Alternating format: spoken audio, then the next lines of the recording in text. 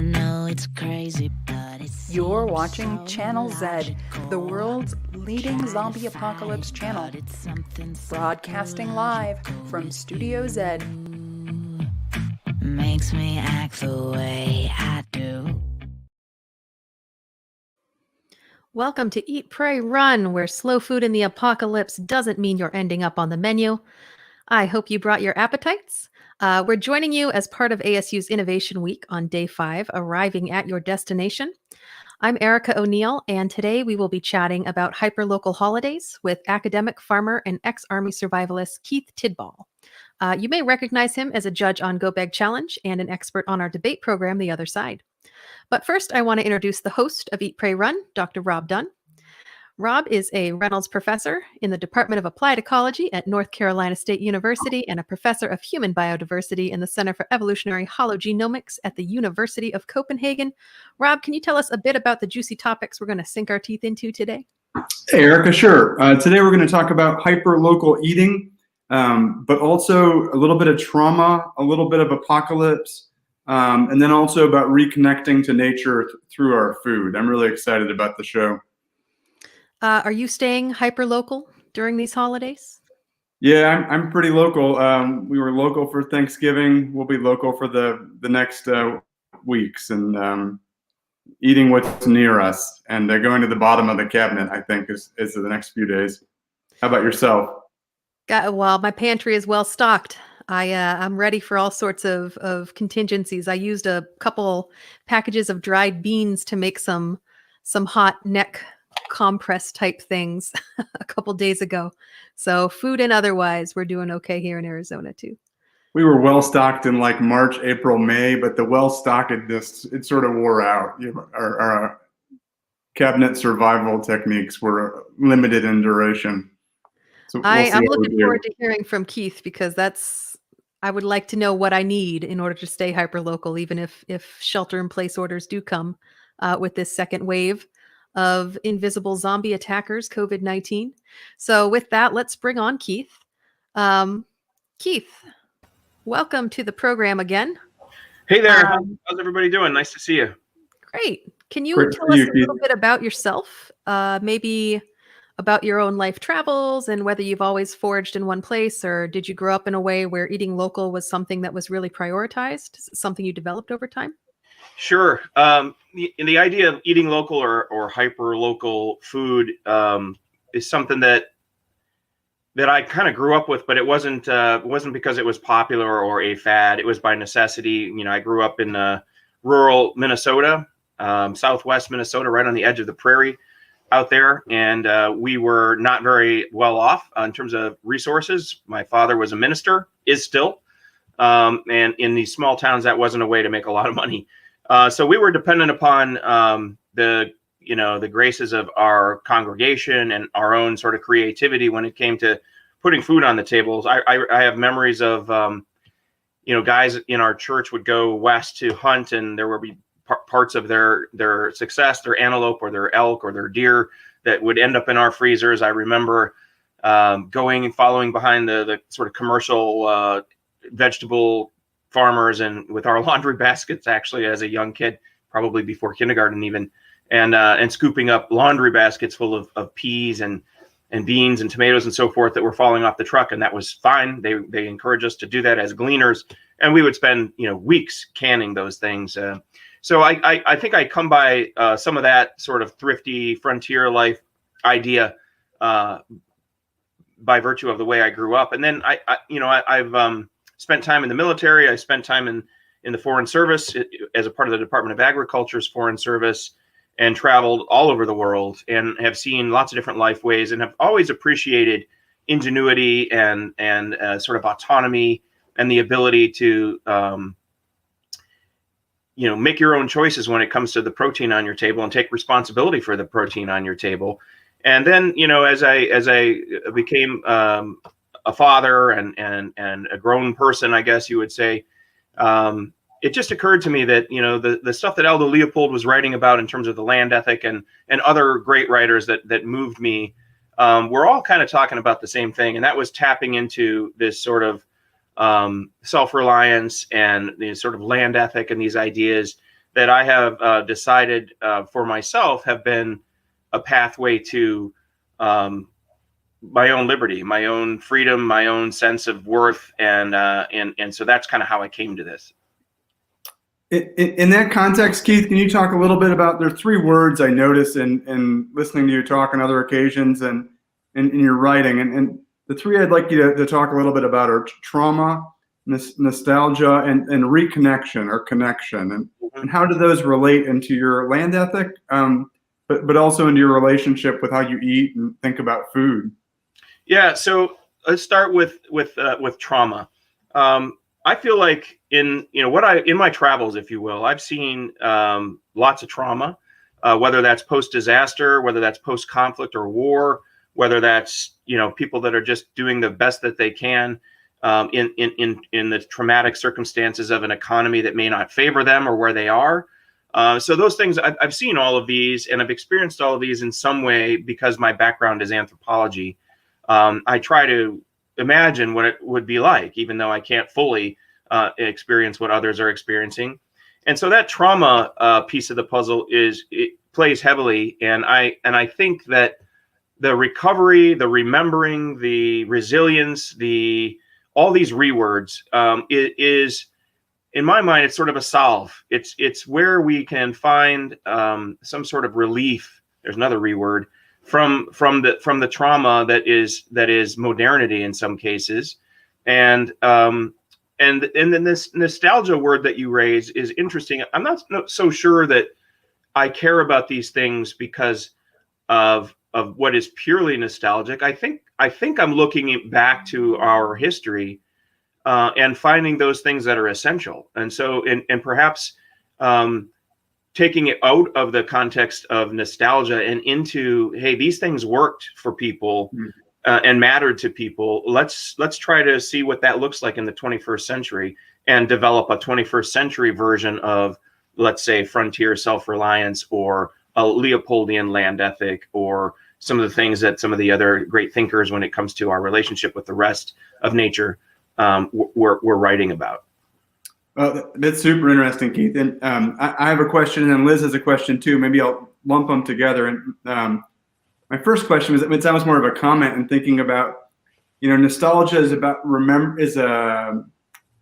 returning to a memory that pleases us in some way. But the emotion you're talking about is returning to a way of being that we might not remember even, but that is somehow ancestral. And I don't know that there's a word for that. I'm working on that, Rob. You're right. I mean, I think that recovering our former selves as fellows, as kin with the rest of our ecosystem is part of what I'm driving at, and what you're driving at, and what we're working on finding the vocabulary for. I think that we collectively, as a species, have amnesia. And that amnesia was the big hit on our head was, I think, industrialization, where we began to forget our interdependence and dependence upon the rest of the system within which we came to be. We evolved in this system, but we, in our arrogance as humans, have successfully forgotten that. And I think that sort of recovering those memories, recovering those realities, and understanding those kinds of interdependencies is key to our survival as a species. It's also key to our feelings of well-being. And so every point that we can touch that and experience that is a step in the right direction in terms of our own health and mental health and well-being. And I see Liz's question, this relates about the land ethic. Aldo Leopold wrote about the land ethic in many writings, including the Sand County Almanac, which is probably the one that most people know him for. And he said that we need to think about ourselves as members of a community, but that community wasn't just people. It wasn't just humans. That community expands to the soil, to the earth, to the lakes, to the rivers, to the forests, and to the creatures in those landscapes. And so, to the extent that we can, I think that the idea is to try to step out of our notions of community as just humans and look to our left and our right and recognize, hey, we're not alone. These are our kin. These are our relatives. And sometimes we have to do things like eat them, and other times we we have to do things like appreciate them. But in all cases, we are in communion or in community with them. I think that's the point. That's what we're driving at.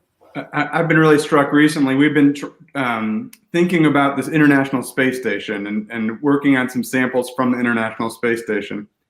And in doing so, thinking about what life is up there, but also how that life is connected to what's going on Earth. Because it turns out all the food they're eating on the space station is connected to a web of other species on Earth.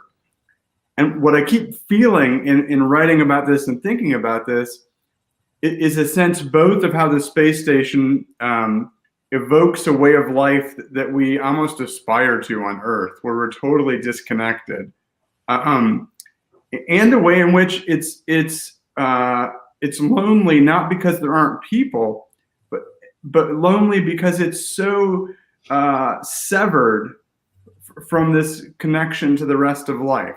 Yeah, and the only species that are there and alive are things nobody wants to think about. You know, the space station's full of armpit microbes and stuff like that. Nobody wants to make communion with those, or community, or commune.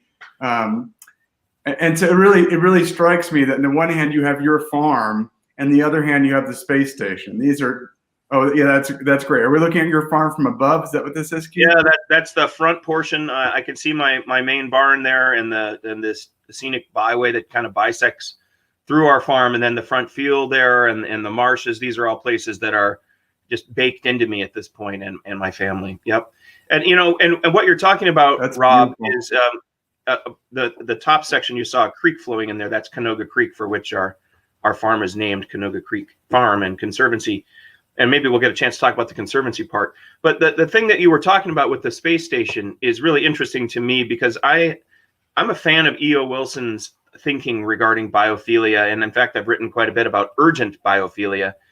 Biophilia meaning, it first comes from psychology, I think, it means, affiliation with other life or love for other life. And Wilson writes about it in the context of preserving biodiversity. I took it a step further in my work on urgent biophilia to say that there is a sense of urgency when some circumstances create an absence of the rest of life, or a distance from the rest of life, like the description of yours in the space station, where we urgently want to recover those relationships, that affiliation, that philia.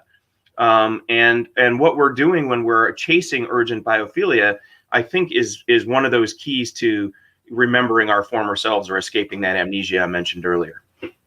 Do you think you can, I mean, I guess you've written about it, but in terms of urgent biophilia, I think of what we need in connecting to the other species is a slow thing, that it's not a fast thing. And so how do we reckon with this urgent need for reconnection with the idea that that those connections are slow, they require patience. Nature doesn't like to work on our time scale.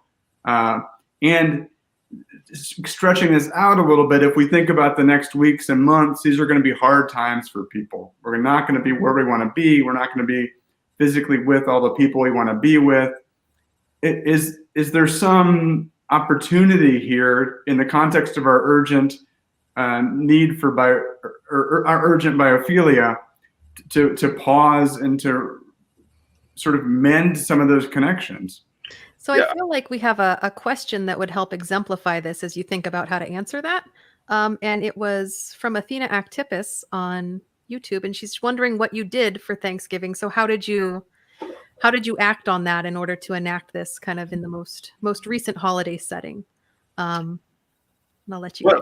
Yeah, let me see if I can tie those things together. Rob, I really appreciate the question that you just asked. I think that, as a quick side trip, the urgency in urgent biophilia is, to me, the shaking awake from the lethargy of this amnesia state, right? So whether it's a hurricane or a pandemic or a war, something happens and it helps us jars us back to life and an awareness that we need to seek a pathway or a portal into this community that Leopold wrote about and connect ourselves with something alive, so life. life systems.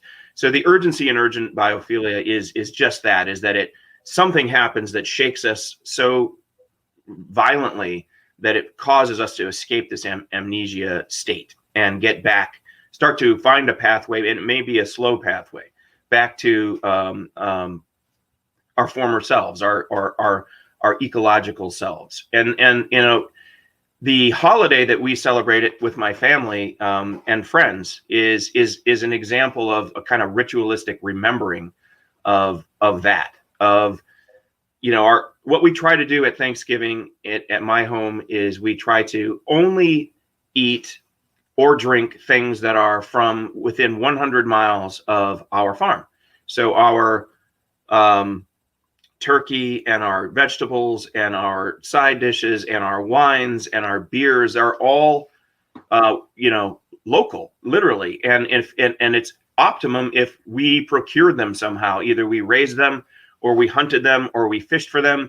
And it's a goal. I mean, not everybody can do it 100%, but we have guests, my colleague, Dr. Rich Stedman, and Dr. Tantillo, and a number of other dear friends of mine from Cornell come to this with their families and bring those kinds of things, because we want to celebrate and ritualize maybe this reality of how fulfilling it can be to stop with this fast-paced sort of world, this modernity, and get back to basics and say, hey, what does it look like if it's just right here, right now, just us? I'm always really struck. I spent a lot of time in Paleolithic and Neolithic caves looking at art, and much of that art is about species that are eaten. And whatever that art means, we're going to be arguing about this for many, many years, that it has something to do with the relationship to those species that are being eaten. And art about a life being taken and a life being given, and whatever we eat, I think because we've become disconnected, all of the ritual associated with that relationship, with this Japanese sentiment of itadakimasu, the thank you for giving your life to me, is lost. And so I really appreciate this, what you're building. There's a book I'm hoping to have published here shortly, and the art will be some of those sort of the cover art will be some of those sort of cave paintings and drawings that you're referencing. One of the things I'm struck with when I look at those, and I love to travel to those as much as I can. In fact, this next fall on a hunting trip that I plan to take, one of the spots will be to see some of those in the Frank Church Wilderness. That's on the plans, assuming COVID will let me.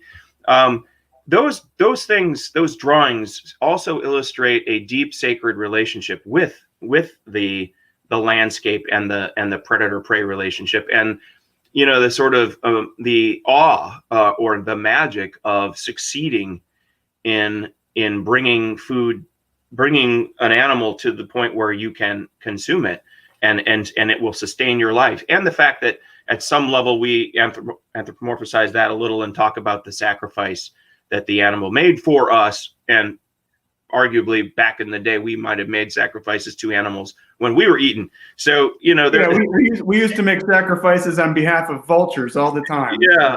Or other predators. Indeed. So, that magic is important. And I think that recovering that too is part of escaping this amnesia, and finding what is good in our former selves, as hunter-gatherers and sort of frontiers people. I think that tapping into those things beyond the nostalgia, and there certainly is some nostalgia in it, but tapping into those things is life affirming and life giving and biophilic. And yes, there are tensions about raising animals to then eat them, or hunting animals to so that you can eat them. But these are some of the essential discussions that we have to have about who we are, what we evolved in, and what it means to be ourselves. I see. Pamela has a great question here. Can you see it, Keith? Do you believe that 100 years from now we will have lost these connections with nature? I believe it's possible that a large portion of our human species will have lost these connections, and that will be the beginning of our undoing, frankly. I hate to have some sort of like, doom and gloom dystopian future vision here, but I honestly fear that the more distant we become from our former selves, from who we are, how we came to be in these ecosystems, which evolved with us in them, that helped us become these bipedal primates that we are. These systems will require us to remember where you came from, kid. That's what my dad always tells me. And I think that that's good advice. If we don't take that advice, we're going to watch this system turn on us in subtle ways. And I think that you can make arguments, and this is going to get a little out there. You can make arguments that this pandemic and others like it are a direct result of our disrespect and disregard for these natural systems. And, we're pushing species out of their normal habitats. We're changing their habitats into agricultural landscapes. And it shouldn't be any surprise that a bat or something comes into our agricultural system somehow and provides us an opportunity to experience COVID-19, for example. So I think there are lots of ways to think about what happens if we lose this connection and the way we look in 100 years as a species and as a community, as Leopold wrote it. Yeah, I'll add a hopeful note. This is usually not my job on this show to add the hopeful note, but I will today, which is that we've been working a lot with architects recently and landscape architects. And 5 years ago, it was hard to find architects who were thinking really thoughtfully about reimagining relationships to nature in cities and in the places we live. Now I'm seeing more and more young architects who want to totally reimagine how buildings and nature relate and retell this story in pretty radical ways. And to me, that it's hopeful that people are getting serious about big scale projects, which I think is what it will take. And there were two great questions that just disappeared because I was talking. I saw one of them was well, first of all, I love that story about biophilic design and what's happening in that community. I'm super excited about that as well. And there's a kind of a back to the earth 70s-esque thing happening too, where people are recognizing that there is some serious value in simplicity and trying to live in ways that are lighter touch in terms of our carbon budgets and all those things. So those things are overdue, and I'm glad to see that's happening.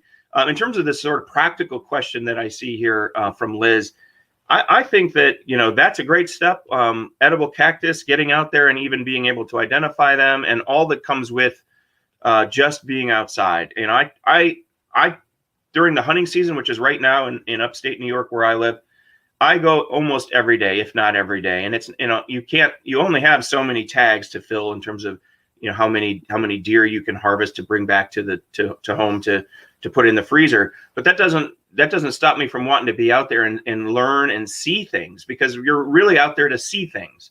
And I've learned about mushrooms and fungus that I can eat. I don't have cacti in my neck of the woods, but if I did, I would be looking at those and seeing which ones I could eat and which ones had maybe served some other purpose. And then you find yourselves, again, sort of talking about that nostalgia term that you used at the beginning, you find yourselves confronting old tools or old ways of doing things, and that are getting lost because of modernity, frankly, and discovering those things and applying yourself to those is really affirming.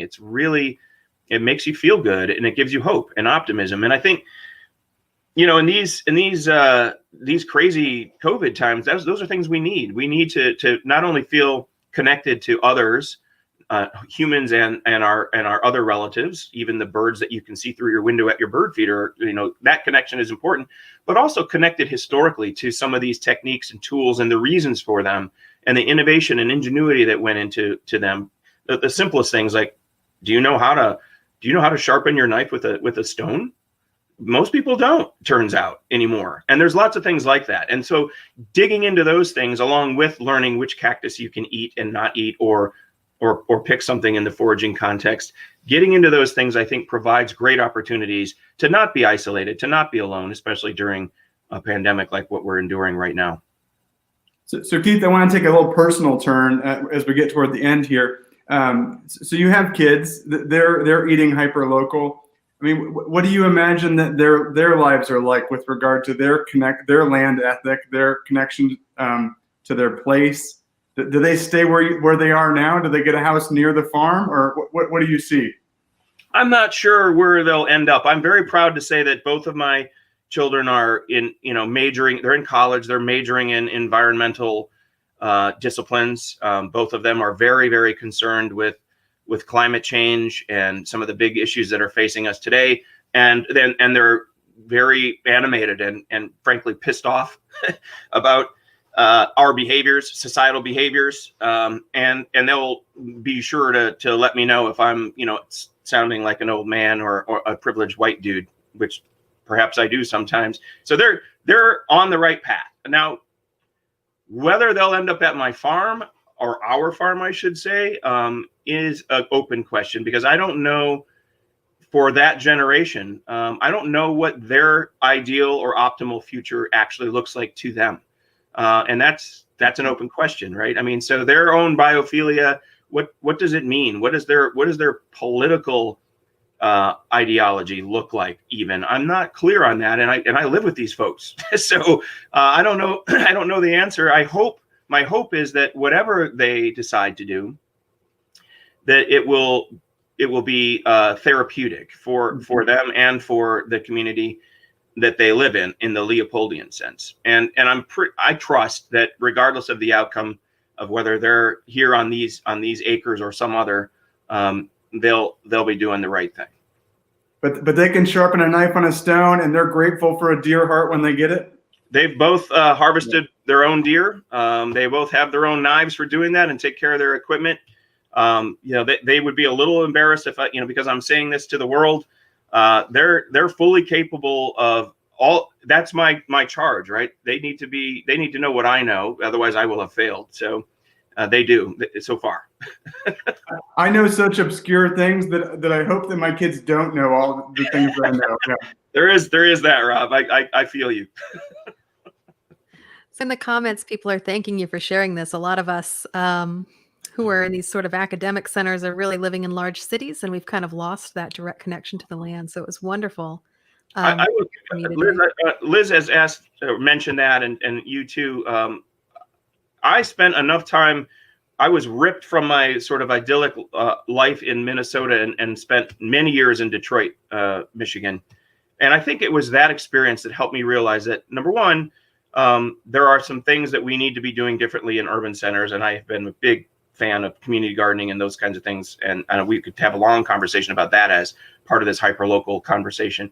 And number two, I don't think we should flee cities. I think we have to reimagine like these biophilic engineers and biophilic designers are doing. We have to reimagine those spaces so that they let nature in and we can get out rather than being bifurcated the way we currently are. It'd be wonderful to have you on to talk about gardening. There were some questions that we couldn't get to just because of time, but there are some urban gardeners who have kind of discovered that it's the cost effectiveness of gardening on a small scale is kind of difficult when you could buy something so much cheaper just in the store. So we need to have those conversations because there's so many hidden costs. It looks cheaper, but maybe if you buy $10 worth of soil and only get a couple tomatoes, you're still probably in real terms saving not only in terms of capital but also environmental costs. So there are some real interesting conversations to have in that domain, and I hope to be able to have those with you and this audience at some point. Likewise. Yeah. Thank you so much for coming on today, Keith. Thank you. It's been a pleasure. Nice talking with both of you. And thanks again for joining us, Rob. My pleasure, Erica. See you next time on Eat, Pray, Run. To all of you who have watched today, thank you for sampling our brains. And thanks for watching during ASU's Innovation Week. You can check out what we have scheduled for Innovation Quarter. You can sign up here on this little ticker. So throughout the winter break, we are partnering with ASU to offer our Monday live streams with an additional Q&A added onto it, in which you can ask questions of the Channel Z production team. We'll have some of our student Z teamers on who run our social media. And then we have really excellent episodes planned for you. On the 14th at 10:30 a.m. Mountain Time, we have Brain Dead Theater's Rudolph the Traumatized Red-Nosed Queer Nonconformist Reindeer. On the 21st of this month, we have another Eat, Pray, Run. So you can see Rob and our guests talking about Can You Smell the Holidays? We'll be talking about asomnia and parasomnia, or not being able to smell or smelling different things than you should.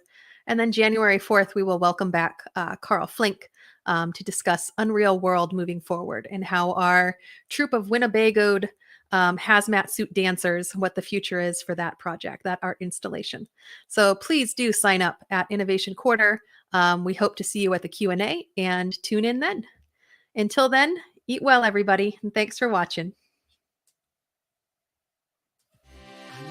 It's crazy, but it seems so logical. I can't deny that there is something supernatural with you. Makes me act the way